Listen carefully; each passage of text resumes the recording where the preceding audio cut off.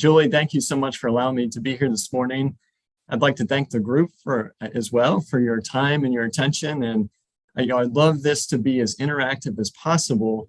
I know it's a little more challenging as we are virtual, but I know that this is such a seasoned group, such an experienced group. And I think the power of these type of events is sharing the ideas that some of you have, because I'm willing to bet, even though this is a difficult topic we're talking about today, that there are some things that each of you are doing that would work well for others. So I'm hopeful to throw out some nuggets of information that may help point you in a direction to get you there. But I would encourage you also to use the power of your network, because it's a great network that you have access to. And that being said, I would like to, let me pull up our presentation. And hopefully you're able to see my screen. I don't know if anybody wants to unmute and tell me otherwise. And if I don't hear anything, I will assume that you can see our PowerPoint. Yes, ma'am. Yes, I can see it. Great. Okay, thank you for the feedback. So we do want to talk about some strategies for recruitment and retention during what some have called the Great Reshuffle that's currently going on in the workforce. As Julie mentioned, my background is mostly governmental because I spent 15 years in the K-12 public education sector. And for many of you, you probably interact with K-12 public education quite often in what you do and supporting what the students need. So I think that the overlap is very good, and as far as taking some of the ideas that I'll talk about today and applying them to the nonprofit world. So hopefully that gives you some confidence that what we'll talk about, it could bear some fruit for you. But really, if you boil down what our objectives are for the day today, we'll do a quick little history lesson into how we got here. This term, the Great Resignation, that has now become the Great Reshuffle, well, where did that come from? So we'll quickly look in that, because we really want to focus on our three key items today, which is going to be retention, recruitment, and culture. So we'll talk about each of those. Hopefully those strategies in the retention and recruitment area are things that are going to benefit all of you. Now, before we really get started, I want to kind of get some input from you. So if you have a smartphone, and I know at least with some of the versions, you can scan that QR code and it's going to pull up a question that I would like you to answer. And then we're going to look at the results of that in a word cloud. If you don't have a QR code reader that works well, you can simply on your smartphone or your computer, just go to menti.com. It's on the bottom left, menti.com. And if you enter the code 6222-4876, you're going to be asked a question. Beyond loving what you do, what other factors led you to accept your current role? So I want you to think about when you were taking the position that you're in, let's assume that you're doing it because you love that job, you love the work that you do. Move beyond that, and what were those things that really drew you into that role? And I don't want to taint you with some examples. You can enter up to 3, and so I'm going to give about 30 seconds for everybody to get a chance to get to that site and to enter. And I can see that the words are coming in now. So we'll give you about 20 more seconds, and then I'll pull the results up so we can see what the group is saying. But the purpose of this question as you're entering that is to really have an understanding of the items that drew you into the job that you do. And it's important to know that, because that becomes a selling point that you can turn around and use both in retention and recruitment. So understanding what excites you and that passion that you have for your job likely is going to attract candidates looking for those same areas. So we'll do about 10 more seconds. And while you're doing that, I'm going to go ahead and move to the results page. And I know I've changed screens, so if somebody doesn't mind, just to unmute and let us know if you're able to see the results. If not, I'll have to reshare. It's still showing the QR code. Okay, perfect. Easily solved.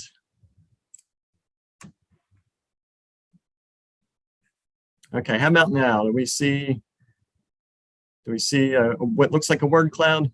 Yes. All right, awesome. So if you're not familiar with word cloud, what it is doing is the more that the group collectively puts in the same word, those words get bigger. So if you see right in the middle, mission is going to be the most commonly used response of what everybody is saying as you enter those 3 items about what it is that drew you to your role. But you can see a little bit smaller, but fairly popular responses are the people, the culture, the flexibility, growth, community. And then as you look around the outside, those words that are smaller are ones that maybe not everybody was repeating, but obviously important reasons and why you came into your roles. And as I look around, some of them actually would tie back into those main ones. So I see believing in the mission, relationship, building the position, doing good things, impact, change maker, company culture, flexible schedule, connecting, giving back, your colleagues. So a lot of those words actually play into those common responses. So it's important to note those, and I'm going to just jot those down because we're actually going to come back to that as we go through the morning. So understanding that the people that we work with, the culture that we're part of, the mission that we represent, the community that we're part of, these are all important elements of recruitment and retention. So we'll stop sharing now and we will go back to our PowerPoint. And we'll move forward a little bit.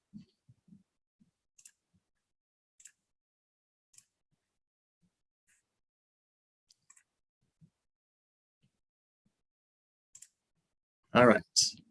So hopefully you're seeing our PowerPoint again. So thank you for providing some input there.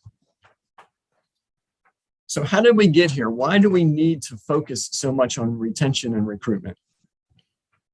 Well, as we well know, a couple years ago, there was a big world event that occurred that got people thinking about what they do for a living and really made them contemplate, what is my purpose in life? And that's a question I heard quite often as I talked to employees, to friends, to family. Really a time of reflection. But we all know that as people were resigning their positions, as they thought about those questions, they were not leaving the workforce altogether. Now, they may have left for a short period of time, but they were looking for something that really gave them that sense of, what is the mission? What am I here to do? And am I connecting with the people that I'm with? So that's when we started to hear the title, The Great Reshuffle, because people were then moving into other positions. And I am not an economist, and I don't want to get into a whole lot of conjecture about what this graph represents, but I think it does a good job of illustrating a couple of points that I wanted to just make you aware of before we move forward. This top line here, the one that it's an orangish color, is the number of people that have quit. And that was in the year 2021. So this was the most recent year's worth of data. And you can see at the beginning in January, just under 3.5 million people, so about 3.25 million people were quitting their jobs on a monthly basis. The high water mark came in November, where we got to about just over 4.5 million people in the workforce had quit their jobs. And if I look at these first few years, just to give you an idea of what these years are, the very first one is 2020. The second one is 2019. The third one, we just talked about, 2021. The fourth one is 2001. And that is kind of the oldest data set that we have of this graph that goes back to 2001.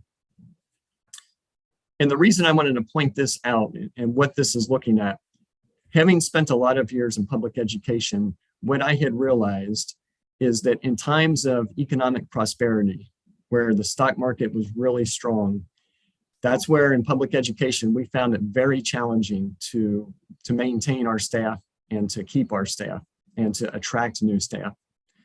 And I'm willing to bet that many of us have felt that same because at that point, when economic prosperity is there, a lot of people in the workforce typically are going to go look for higher paying salaries. But when you have world events that bring uncertainty into the workforce, people are more likely to hang on to their jobs. So if you look at the bottom numbers and working our way back up, we're looking at 2010, 11, 9, 12, 13, 14. Those were all years where the stock market was kind of flat and stagnant. There wasn't a whole lot going on. Stability was there. There was a little bit of discomfort of what was going on in the world. The economy wasn't something that was just lots of companies were having opportunities. So at that point, you'll start to see that there's not many people quitting and those numbers are kind of flat. But we want to focus on kind of the current right now. So looking at that orange line, we're going to move into where are all these resignations coming from? What sectors of the economy are causing this? You can see that the average quit rate, if you go back historically, according to the Bureau of Labor and Statistics, usually the quit rate per year is about 3%. But during this time of the Great Resignation, you're seeing that in leisure and hospitality, professional and business services, trade, transportation, and utilities are all exceeding the average rate of 3%. And leisure and hospitality really almost actually doubling what that is at 6.4%. So what that tells us is what is the mindset and what is the skill set of the people that are looking for something that's more meaningful for them.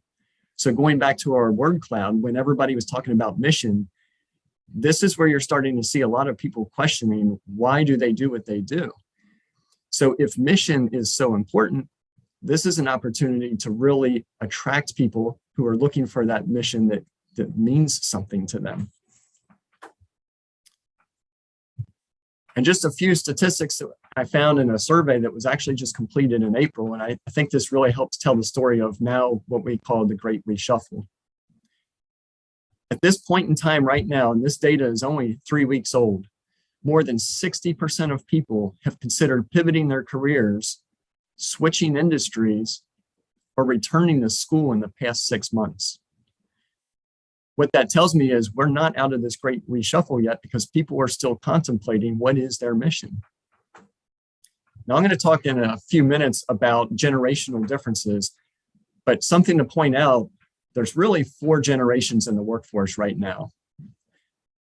If you look at Gen Z and Millennials, and I'll define these a little bit later based on age range when they were born, but of those 2 groups, 94% of them have contemplated or see themselves working in a different industry than the one they're in right now. And compare that to Gen X, who 84% are thinking about a switch, and then our baby boomers, 72% of which are thinking about making a switch. And another telling stat that's really important to know, and it really illustrates that the Great Reshuffle is not over yet, that 2 in 5 Americans, so about 41% of the workforce, believe that they could be unemployed for more than 6 months and still remain financially stable. And the average length that they think they could stay out of work is 8 months. I find that stat very interesting, especially as and again, I'm not an economist, so I don't want to get into the stock market, what it's doing right now, but people have set aside enough money that they could go 6 to 8 months without working to reflect on their purpose and what it is that they want to do. So I don't want you to feel like I've belabored these points to help illustrate what's going on. I want you to understand that because I think it's a huge advantage for all of us because people are looking for a mission. They are looking for something that's worthwhile. We just have to find a way to tap into that. And today I want to talk about a few ways that you can do that. And I think really look at some of these huge numbers of people that are looking. And traditionally, I know that in public education, the government, and nonprofits, it is difficult to attract people, but we have a story that we can tell. And let's talk about how we can do that. So the first area I want to focus in is on retention. And really, this is the easiest thing that we can do to get ahead of hiring, because you already have employees that you're working with. You have that group, that community. The big thing that I'm going to talk about today, and it's such a simple concept, but it gets lost because of how busy we get. And it's going to be plain communication, just the ability to talk to our employees, to listen and to hear what they're saying, both formally and informally. But there's things that your organizations can do to help retain those employees. And that goes back to data from research that I've looked at, but also as a consultant and listening to what our clients are telling us and listening to what the employees that we're recruiting are telling us, is that people just simply want opportunities to use their skills and abilities. And that sounds like such a simple concept, but it's easy to overlook what people are able to do. So we really want to understand it by communication and find out, what do our employees want to do and what skills can they bring to us that maybe they can do more than what they're currently doing. We also want to make sure that we're developing trust between employees and our senior management or upper echelons in the organization. And we'll talk a little bit more about trust in a few moments. And then in this era, especially those younger generations, they're really looking at respectful treatment of all employees. So, corporate social responsibility and looking at what is our mission? What do we do for the community? And what do we do for the betterment of our country and of the world? And those type of high level thoughts are what people are looking for as they look at new opportunities.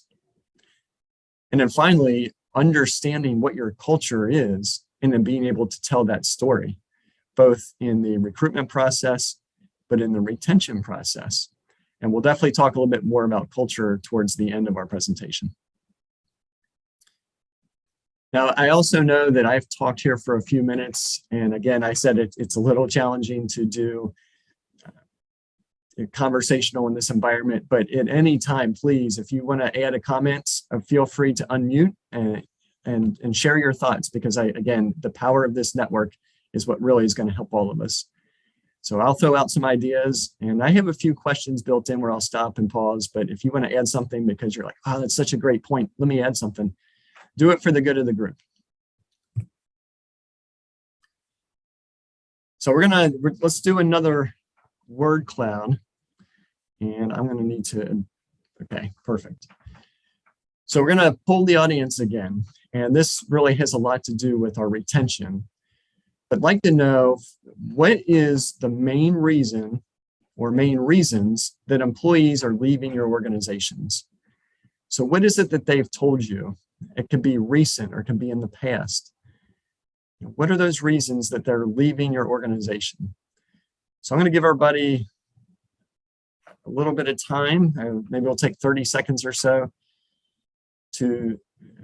and I see some responses coming in, so it looks like you're getting that. So you can use the QR code. You can use straight at menti.com, enter the same code.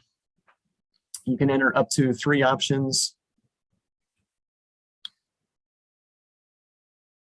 And we'll give you about 15 more seconds. And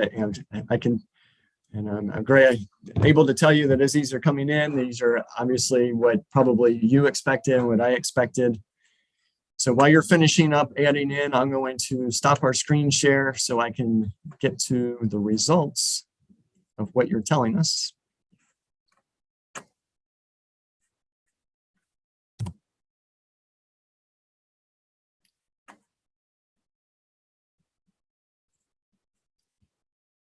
All right, and feel free to keep adding, but I'll show you what we have so far. Shocker, pay. Look at that big word there right in the middle. And right around it, you see better pay, money, salary. So I think we all knew that that was going to be something that was a challenge that we all deal with. But as we look around, let's look at some of the other items that are in there. Overworked, burnout, hours. See burnout again.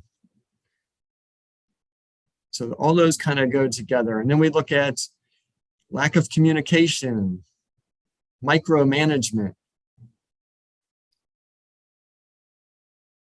more room for growth, looking for room for growth, a more desirable position, new opportunities, lack of growth opportunity. People want to further their education. Maybe it's the other people at work, low morale, their manager. So a lot of themes that I expected that we would hear, and I think that you expected we would hear. And the good news is that we're going to address a lot of these items. Now, the one that unfortunately, I wish I had a magic bullet for all of us, which is how to solve the pay and the money issue. I don't have the personal finances to make huge donations to all the nonprofits to help with that issue where we can just raise pay all across the board. And I know a lot of you are looking at, how can we afford to pay more? Now, I will give you some good news. In talking with a lot of the candidates that we talked to and a lot of the research that I found, despite many people telling us that pay is the reason they're leaving, pay is not the number one reason that people are looking for jobs right now as part of this great reshuffle. It is important. People have to be able to pay their bills. We listen to the news. We hear about inflation and rising prices. So we understand that people, they do need money. They do need good benefits.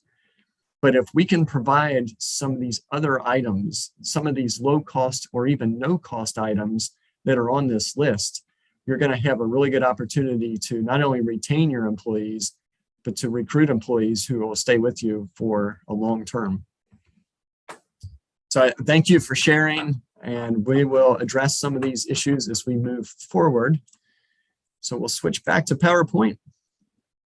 But as I'm doing that, does anybody have any thoughts that they'd like to share with the group for what we've heard so far about maybe why people are leaving or why we love the jobs that we do?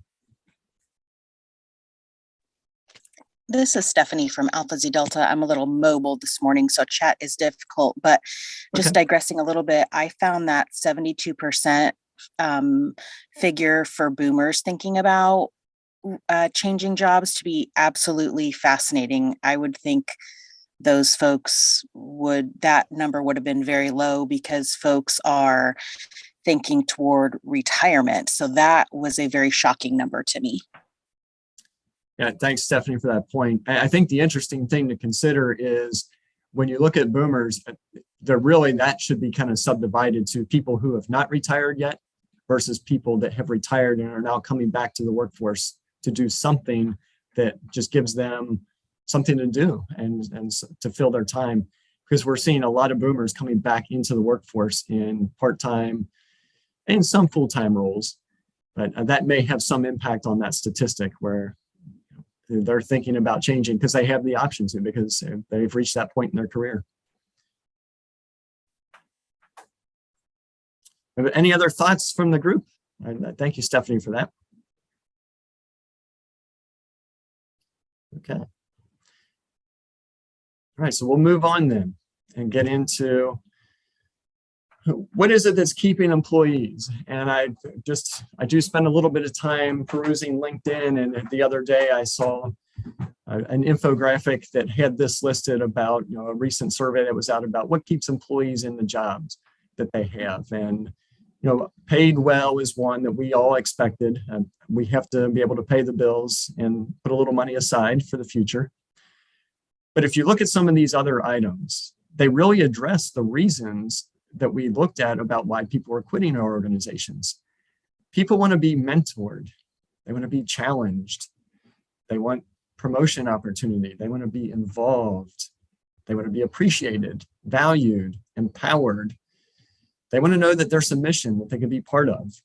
And they want to know that they could be trusted, but that they can trust their employer. So most of those, outside of being paid well and promotions, are things that we can do at low or no cost. And they're easily done. And we're going to talk about some ways to do that. So first, we want to give opportunity to grow. And in a typical nonprofit environment, there's not going to be a robust org chart where people can move up and get and climb that corporate ladder per se. But I think what's unique about government nonprofit is the opportunities that we can give people to do while they're in a role that maybe they take on additional responsibility. And I know sometimes that gets people to say, well, if you're going to make me do more, I want to be paid more. But that's not necessarily always the case because, as I mentioned in the beginning, it goes back to communication. So if we're talking to our employees and we're asking them, what is it that you want to do? Maybe something that you're not doing right now that would make you really enjoy this job. What responsibility do you think that we do as an organization that you really would be excited to do and that you could buy into? So by asking those kind of questions, then you can maybe design some sort of training program. And something as simple as, in the world I came from, a lot of our administrative assistant type positions said, well, I've never really had a formal class on Excel. Well, for me personally, as a former teacher who used to teach Excel classes, it was really easy for me to do some lunch and learns where I would just say on a voluntary basis, if you want to learn more about the advanced features of Excel or even some of the intermediate features, come in and I'll be happy to teach you and we'll do it. I'll bring in lunch. And I had huge turnout and big attendance in those events. And I all figured that out just by asking questions. What would make your day-to-day job easier, or what things do you want to learn? So you can think about training programs, and you could do it in-house if you have that expertise. This network that's all listening today, you could communicate with each other and say, hey, do you have somebody that's good in this area that maybe you could come over and let's do a group presentation? And it could be in person, it could be virtual. So leverage those tools that you have in-house, but maybe also if it's something that would benefit a large segment of all of you, maybe you all go in together and split the cost on something. But the bottom line here is that your employees, if you do those type of events, they're going to see that you're investing in their future. And when someone feels like you're investing in them, they're more likely to want to stay with you because they know that they're going to have a chance to grow. So that growth is really going to help retain a lot of employees. But conversely, when we start talking about recruitment, the opportunity to market those growth opportunities is really going to help sell. And very interesting that a lot of people that I've talked to, as I've recruited, one of the first questions they ask me is, what does this company do for growth and educational opportunities? And it's nice to know that I can, having talked to many of the clients that we work with, that I can answer that question and say, well, this is exactly how they're going to help you grow. And it means a lot, and it really does increase the likelihood that people will accept jobs and definitely increases the odds that people will stay with you. And I'd love to know, if we can stop for just a second, is anybody doing anything like that right now? That maybe you're doing it in-house or you've gone outside? Anybody want to jump in and share with us?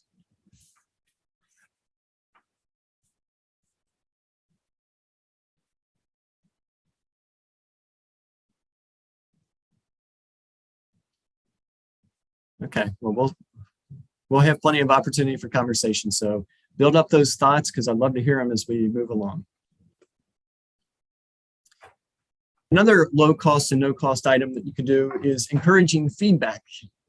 So this feels a little similar to what I just talked about in the growth area, but it really comes back to communication. But it needs to be two-way. We all know that communication is best when it's two-way. So one thing that you can do is, not only giving feedback to your employees, but accept feedback from them. A lot of companies that I've talked to talk about doing exit interviews, but I would encourage us to do stay interviews. And many of you have probably heard that term, but it's a very intentional conversation. It could be formal, it could be informal, but periodically talk to employees and say, hey, tell me, what's going on, what's great about your day when you come into work? What are the challenges that you're facing day to day? What are things that we could do to make it better in this environment? Sometimes you have to be willing to accept the hard truth, because if given the opportunity in a trusting environment, an employee is going to tell you the truth. And it's great to listen to what they have to say, because their insight tells a story that otherwise we probably wouldn't know. But the other thing with feedback, and it's just like doing polls and surveys, you have to be prepared to act on the information that you receive. Because if you don't, you're going to lose trust with the employees, because they're going to think, oh, this is just an exercise of futility. They're not actually listening to me. Yes, there's going to be things they ask for that maybe we can't do, because maybe it's, I need more money. Well, maybe the budget doesn't allow that. But if you address that directly with the group or with that individual employee, it at least shows that you were listening to say, no, unfortunately, the budget doesn't allow us to do 5% raise this year. We're going to be able to do 2, maybe 3%. But there's other things that we want to do to help you grow. There's other things that we want to do to invest in you. So you haven't necessarily ignored what they've told you is important to them. You've addressed it, and then you've added something to that. So you've sweetened the pot. So definitely ask for their feedback. And it doesn't even have to be on such a large scale. It could be even on a project that you have somebody working on. Ask them, tell me about this project. Is it engaging to you? Is it exciting? Is this something that you want to do in the future? If we ask you to do this type of work, what would make it fit your skill set better? So that's a relatively informal way to get some feedback from your employees and engage them at the same time. And a couple examples of being specific, because I do think being specific when you ask for feedback is going to give you more information. But if you wanted to kind of go on a personal, if maybe you're the manager, you're the director, maybe you ask the question, what's one thing I'm doing that's getting in the way of me being most effective? That question's good, because if you remember our word cloud, a lot of responses talked about micromanagement, mismanagement, some element of dissatisfaction with management. So there is a way for us to understand how could we possibly address that. And in every survey I've ever seen done internally, most people will tell you that communication is something that's not good in an organization. You could send out emails every day. You could send out a newsletter once a month or once a quarter. You could have quick huddles on a daily basis or a weekly basis. You could have team meetings. For whatever reason, no matter how much you communicate, your employees are going to say, you don't communicate with me. So it's a great way to say, okay, how can I communicate with you better? What could we do differently? So that's where that second recommended question comes in. So encouraging feedback is a great way to engage your employees. And then from those, and this kind of makes sense, once you have all that information from your employees, then include your employees. They come to you, they interviewed with you, something drew them in to want to be part of your organization. So if they're leaving us because they're telling us that they're not challenged or that they're not enjoying the management that they have, then you probably want to find a way to include them more. They're invested in you, so let's get them involved. So new hires typically want to feel like they were brought in for a reason, but our key players who've been with us for a while want to feel like they're still an important part of the team. So as we're recruiting and bringing in new team members, we can't forget about the ones that have been there with us for a long time. So a couple stats to share with you there. Companies who deliberately work to encourage inclusion, diversity, development planning, leadership development in their cultures were a little over 3.5 times more likely to be able to coach people for improved performance problems. So that's kind of a separate issue, but if performance is an issue, that helps. And it's also about 3 times more likely to identify and build your leaders. those people that maybe you can't give them a new title, but you can give them some additional responsibilities so that they feel more challenged and engaged. And it goes back to, and I know you may get tired of me saying it, but conversations and communication. If you do that with your employees individually, you're really going to get a lot of great information. Find a way to keep it open-ended. It could be very strategic. It could be very specific, but it allows people to share with you what they're thinking so that we're not having to do an exit interview and find out after the fact, but we're able to address some of these issues in real time. So that's how we can include our employees. And as we start to kind of get towards the end of our retention strategies, we'll talk quickly about trust.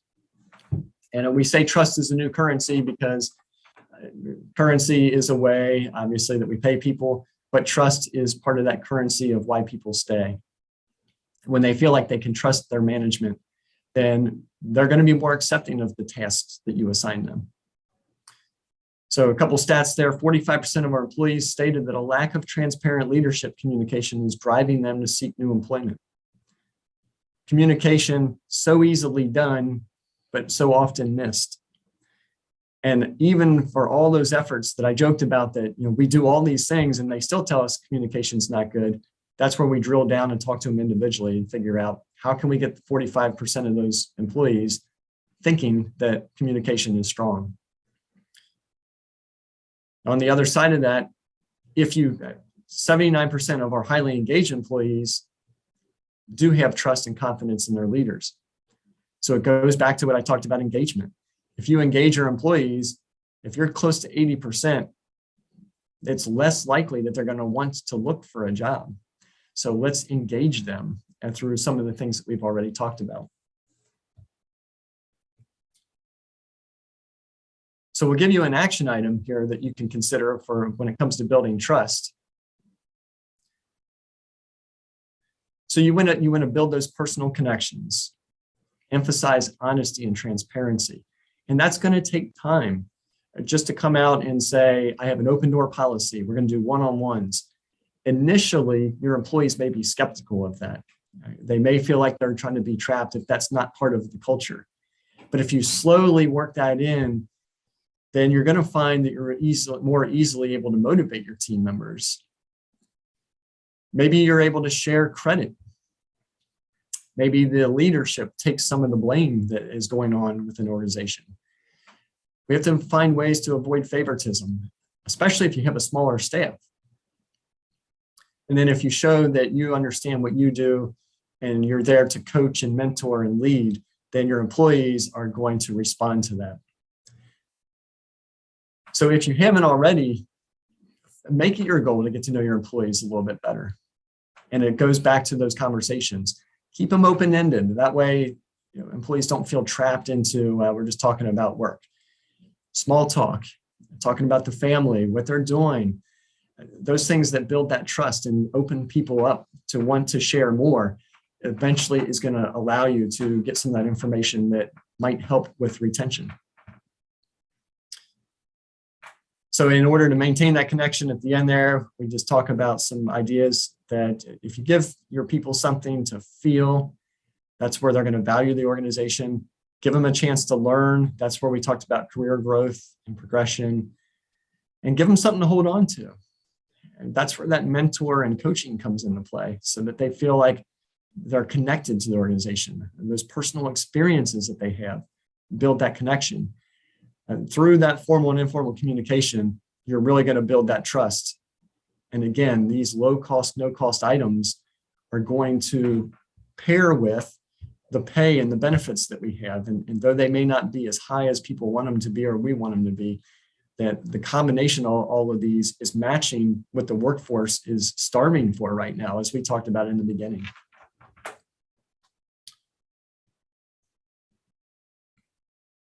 And so we'll finish this up and on this part of our presentation before we jump into recruiting with just a couple thoughts here about, we say changes from the top, but I really want to say that means that our leaders need to think about this a little bit. Need to really focus on what we do as leaders.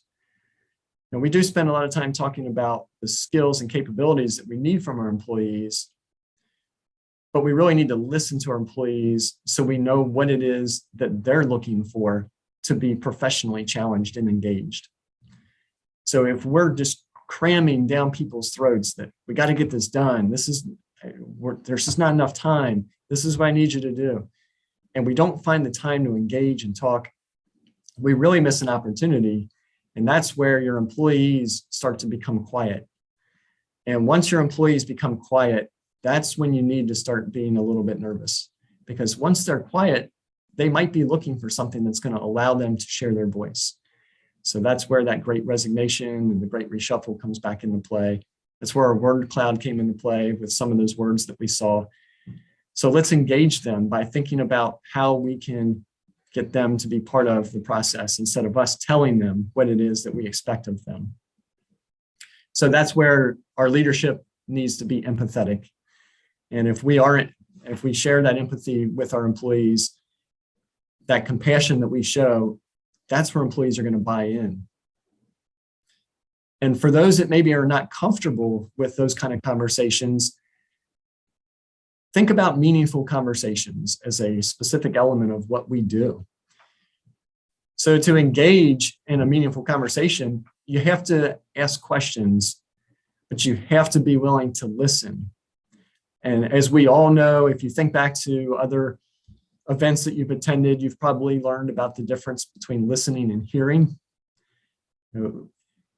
If I hear what you're telling me, I may not process it, but if I'm truly listening to what you're telling me and I'm internalizing that, then I'm going to learn something from that. And then you're going to develop a feel of trust because you can tell I care because I want to take the time to listen to what you have to say.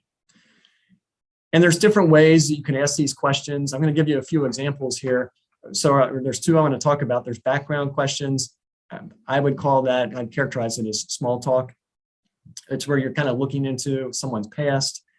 Really helps understand just a little bit more about where these people come from. What were their motives to get to where they're at? And then you will evolve into a deeper engagement type of question, which are value questions. And that's what you look at, what motivates people intrinsically, extrinsically. And those conversations, once you reach that point, that's where it's fun, because now you're really learning about your employees. You're able to help build that culture for them, and they're able to buy into the culture and the mission because now they feel engaged and they're part of this process. So a few questions you might consider, and hopefully this will allow you to kind of go off in different directions because this obviously is not an exhaustive list. But your background questions could be about, where did you grow up? What did you do as a kid? Maybe something about what do you do for fun? Where have you worked in the past? Why did you choose to work here? That question is good because maybe you weren't the one that hired them. So it just kind of helps you understand what motivated them to come on board. Or how did you get into this field? It's closely related to, why do you work here? Then the value questions get a little bit deeper, and that's where you tell me about a great moment or accomplishment you've had in your life. People want to talk. People love to tell their story. If you give them the opportunity, they're going to give you great information. This is a question that I've used actually in interviews because it helps you understand the motivation of a candidate, but it does also help you understand the motivation that your employees have. And that would be if you had to live the same day over and over again. So think about the old movie Groundhog Day. What would be in it? You'll absolutely learn a lot about someone's motivation through that question. The people that just want to lay on the beach all day and not be bothered kind of gives you a little insight to maybe what their motivation is. And trust me, there are definitely days where I want to lay on the beach, maybe a little umbrella drink and just enjoy my time. But I would quickly get bored with that. And I need and wants to be challenged. There's things that I want to do. Maybe it's traveling and learning other cultures and seeing the world. That is motivating in itself. And that really tells you a lot about someone's character and what it is that excites them. Or maybe ask them, who's been the greatest influence in your life and why? People have mentors, even if they're unofficial mentors. people that they look up to and that they aspire to be like or to act like. So understanding who some of those people are really help tell a story about what it is that motivates individuals. So that wraps up our section on recruiting. I would, for the sake of, I'm sorry, that's for our retention section. Now we're going to jump into recruiting. And I do know that we're kind of on a time frame, and I don't want to exclude any of our good information. And I know a lot of you are probably most interested in recruiting, so we'll just kind of dive right into this. And I don't want to keep us longer than our time that we're allotted together. But again, feel free to jump in there. I'll try to save some time for questions at the end. So if you have something you want to jot down, feel free or share it as we go along. But when it comes to recruiting, there's a lot of overlap with what we just talked about. But we will say that recruiting is going to be fluid as we go through 2022, because we are in a time of uncertainty that many of us have not seen maybe in our lifetimes. So we're learning to adapt on the fly and listening to what people are telling us that they're looking for in employers. So we looked at a list earlier on about why people stay, but why people stay is also the reason that people look for opportunities. So luckily, we're not having to really learn a whole lot of new information, but we just need to listen to what it is that people are telling us. And we do know that hiring is going to recover, things are going to slow down, but it looks like 2022 is going to continue to be very fluid as we go through. So, what do we need to consider? Earlier on, I talked about the different generations that are working. It's an interesting point in history where we have 4 groups all in the workforce at the same time. And there's some fascinating studies out there about the little and the big differences between these groups. But we have our baby boomers born 46 to 64. We got Gen X, 65 to 76. We have our millennials, 77 to 95. And then our youngest group that's in the workforce are Gen Zs, who are 96 through 2015. Each group is a little bit different in their values and what it is that they look for. But we're seeing some similarities amongst them. And we know that flexible rewards and work options were one area. So if I look back at our word cloud, I saw flexibility was a reason that people were leaving. They were looking for more flexibility. But that really holds true in our newer and emerging workforce, which would be our millennials and our Gen Z.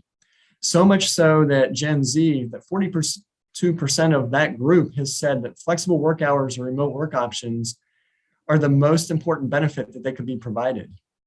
And that had started even before the pandemic. That group really values time with friends and family, time to do the things that they want to do. So being able to address that, we've seen a lot of clients going to maybe flexible work schedules, hybrid type schedules. And I've seen some companies that are utilizing what is the acronym is CTO, compensatory time off, where maybe I attend a late night meeting or I've worked a lot of hours this week. So instead of just burning people out, maybe I leave early on Friday or I take some time off. Now, I do have to throw out a legal disclaimer that on the HR side of that, you do have to be careful because of overtime law for people that are paid by the hour. But there are some considerations that you can take into play to still allow compensatory time off. But salaried individuals, it's an easy win to allow them to have a little bit of time off and avoid that burnout and give them some of that flexibility that they're looking for. There are new expectations that recruits are looking for. And they're looking at jobs, those candidates are looking through a different lens now, a lens that's very different than even one that I grew up with, where the structure was probably going to be 8 to 5, 9 to 5, Monday to Friday. Might have to work more just to get the job done. But that's not what people expect anymore. And that's not the reality that we are in. And recruits are looking for things that provide flexible work arrangements because they do want a balanced life. And I think the pandemic's taught a lot of people that life is short. Let's enjoy, carpe diem, And let's seize the day. And that's what people are looking for. So does our culture allow us to maybe instill some of that flexibility? Do our values and our policies lead to those type of items? If not, it'd be a good time to really take a look at how could we build some of this into our culture, because recruits are going to ask you that exact question. And they have gotten a lot more comfortable in the recruiting process, in the interview process, to ask those types of questions. Some easy low cost and no cost things that you can do is take a look at your hiring process. The way you hire someone speaks volumes to your mission, vision, and values, which in the end is our culture. One recommendation I would say is look at your application.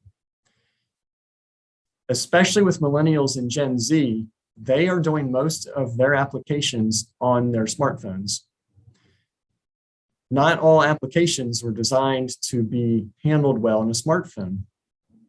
So the longer the application is, the harder it is to do on a phone.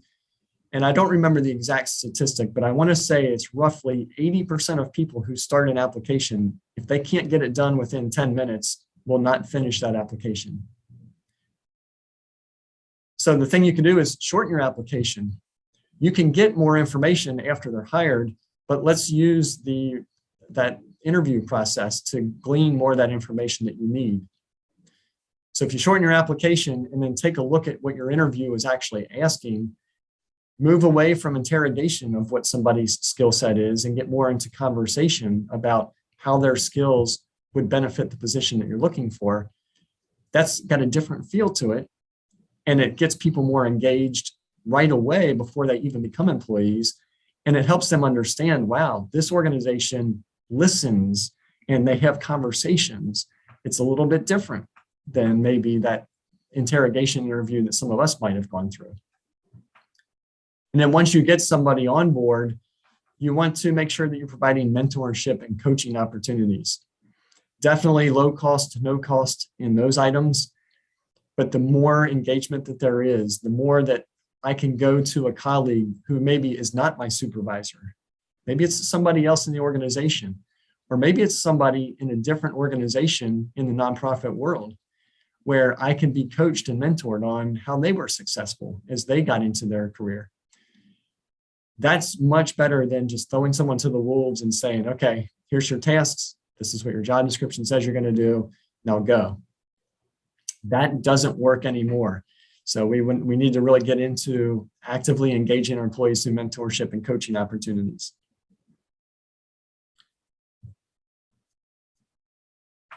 Kind of following up with the hiring process, there was a time where college degrees and years of experience was the only factor, but we need to now look at people in shorter term roles. Another statistic I saw the other day is that Gen Z and millennials specifically have no issue with determining in the first 3 to 6 months that they're not in a job that makes them happy and that they want to move on. The old rule of thumb used to be a year to 18 months that somebody would gut it out or grit it out because they knew they couldn't get hired if they had such short tenure. But that's not the work environment that we're in anymore. So we need to set those old thoughts aside and look at the skills that people are gaining in maybe a short term with employers. And kind of set aside those traditional checklists and look at the skills that people have acquired that they can bring and immediately benefit us. And if we can find those individuals, we can spend a little bit less time on teaching and a lot more time on letting people feel engaged and as feel part of the mission, which we all saw back in our first word cloud, that's what drove us to our positions. It's the mission. So let's buy into that by really hearing what people can do and seeing what they can do instead of they have to have the degrees to do that work. I don't want to spend any time on this because there's a wonderful opportunity that Julie mentioned early on. And as you can see at the bottom of this slide, Jeremy York is going to put on a great presentation that I strongly recommend people attend. That's the diversity, equity, inclusion, and belongingness, where to start. And I throw that plug out there because I can't do this justice in the few seconds that we have to talk about this at this point in time. But it's so crucial to understand that candidates are looking for companies that are taking DEI seriously. You will get asked those questions as well, I think, in interviews. I know that clients that I've talked to have said they're hearing that question more and more from candidates. So they're really trying to make this part of their culture and embrace the diversity that is out there that will help our firms, our organizations really tie into our mission a lot stronger by having diversity in the workforce. So who we hire, very important. So just understanding that Gen Z specifically, that is a very passionate item for them. So you want to keep that in mind. So check out what Jeremy's going to provide, and on July 14th, I think you'll have some good information there. Something you could also consider, I've seen quite a few doing, is the use of contingent workers. So I know that building up a robust workforce in the nonprofit world is not something we're able to do all the time, but maybe you look at using consultants, or maybe you look at your networking group who's on here today and say, so-and-so's got an employee that's really strong in that area. Maybe I can utilize their services for a quick little project. Doing those types of things, avoiding that hiring cost that it takes to bring on a new employee, that's going to save you both time and money, and it makes you more agile. And that's the thing that's neat about nonprofit, is that you can be agile. You're not bound by those corporate restrictions that bigger companies have. So I think, the more you bring in those broader perspectives, that's going to help you really build your group without having to spend a lot of money on new staff. So just a suggestion that you might want to consider. And where I'd like to wrap this up today is just talking about culture, because it's such a key element of everything we've talked about today so far. And for any of you that have followed the business world, Peter Drucker, who has said culture eats strategy for breakfast, 100% true. And just a quick graphic that you can look at to help understand culture, because one question I know I've asked in interviews quite often, and it has been asked of me, is tell me about your culture. Why should I come work for this company? Now, if you look at this iceberg, which is what this graphic represents, it's really easy to talk about the items that are at the top, above the surface, so to speak, where we talk about the people that work there, the location, our office environment, our benefits, our dress code, our amenities. Those are easy to sell, but look below the surface and look at some of those items. Our purpose, our vision statement, safety, trust, learning opportunities, results, core values, differences, work ethic.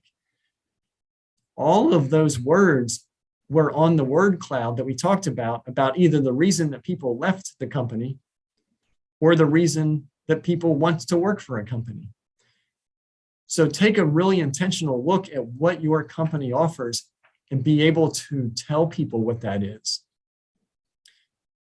Now, I'm not going to spend more time on culture because my colleague Deirdre Bird did a presentation for Charitable Advisors a few years ago. And that presentation that she did was all about culture. It was actually called The Importance of Culture. Deirdre is an absolute HR guru. She knows this topic so well.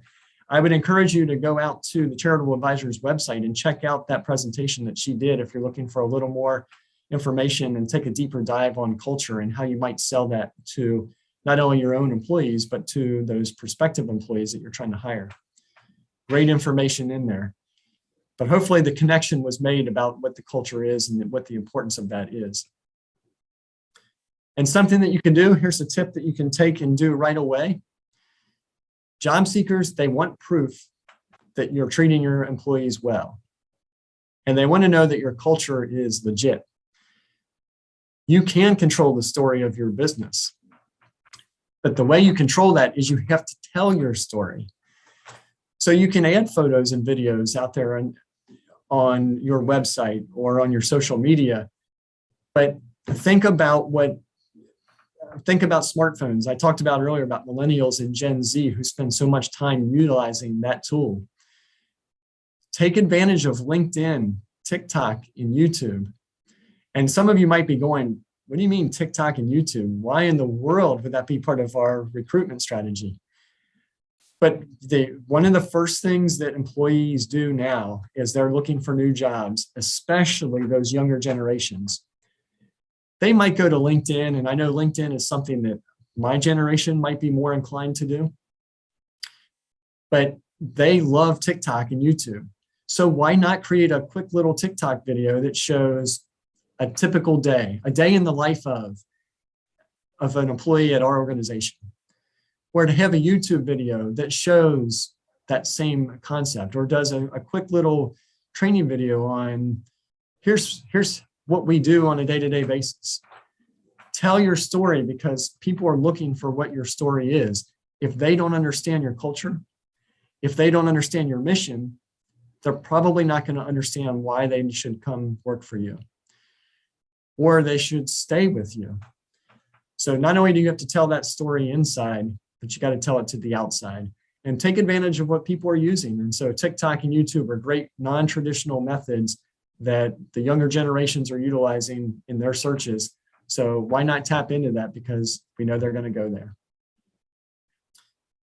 So I know that's a lot of information in a short amount of time.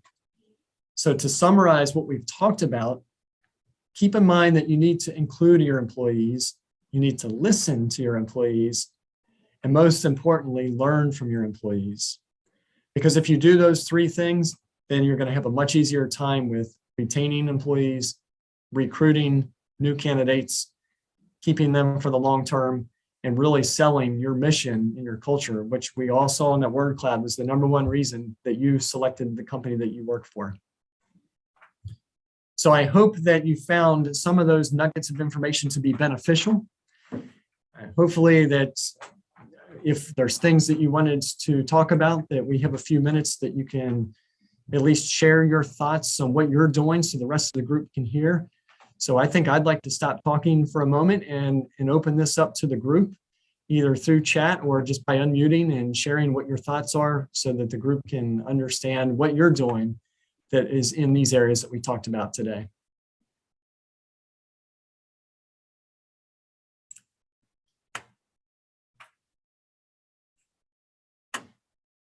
Julie, you might be on mute.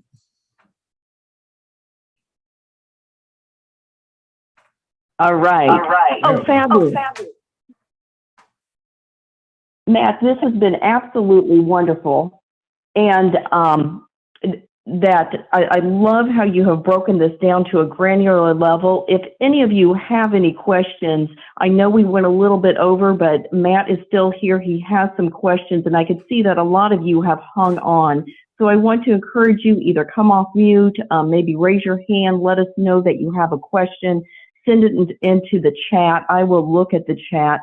And Matt, I loved the granular level that you educated us as far as the effective communication and the engagement, that you truly, I feel like, gave us great skills to be a great manager. This has been so beneficial. I do know one thing that I've seen a client do, and that is adding their values to the job ad and then asking pre-screening questions. How do your values match to the candidates? So even before they get to the phone interview, that has been really good to see. So anyone else, would anyone else have a question for Matt?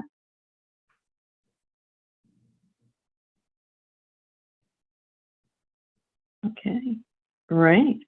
Well, if you wouldn't mind letting Matt know how much you appreciate this, if you want to put thank you or some hearts or love or applause in, or just let him know what you have gotten out of this presentation today.